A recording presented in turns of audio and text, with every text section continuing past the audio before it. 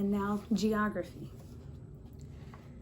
From the mountain fastnesses and land of varied scenery and diverse products, from the hurrying, unnavigable torrent of Jordan, from their simple pastoral and agricultural life, the Jews, who since the Exodus had been isolated from the rest of mankind, were taken to the vast alluvial plains of Babylon, unbroken save by the works of their teeming population, nourished by broad and majestic willow-fringed rivers, where ships laden with merchandise, see Isaiah chapter 43, verse 14, thronged, and whence straight tributary canals irrigated the whole country, see Psalm 137, verses 1 and 2, to the largest walled city ever built, the capital of the world, the seat of empire of the greatest primeval conqueror.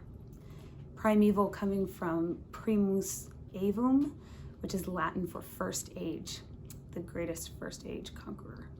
Its present desolation exactly fulfills Isaiah 13, but in the Hebrew prophets, we catch glimpses of its ancient wealth and splendor, of its learning and its pride, of the glitter of its arms and the clash of its music. Secular historians have fully described its broad streets at right angles to each other, its four-storied houses, its parks and gardens and colossal public buildings, and its aged sanctuary, the grandest place of worship ever raised.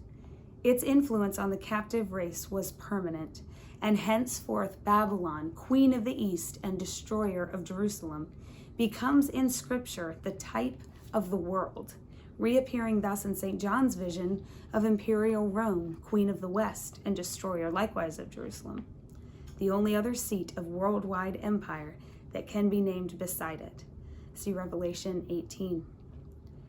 The Jewish caravans who, after the 4 months' march across the desert, so joyously predicted in Isaiah 51:11, regained their own land, found its state very different from that of the Palestine they had left.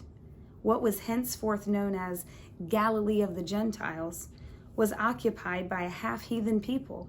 In the center were the Samaritans, whom they branded as Cuthites, which is Assyrians, and as proselytes of the lion, see 2 Kings 17, verses 26 and 27, their determined antagonists ever after. Beyond Jordan, Moab and Ammon had returned to a fearfully devastated land. On the west coast, their ancient foes, the Philistines, were reasserting their independence, and on the south, hostile and vindictive Edom claimed all Judea.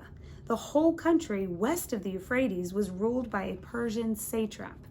Under him, Zerubbabel, in Ezra 2:63, and Nehemiah, in Nehemiah 8, verse 9, were successively Tirshafas, or Pashas, of Palestine.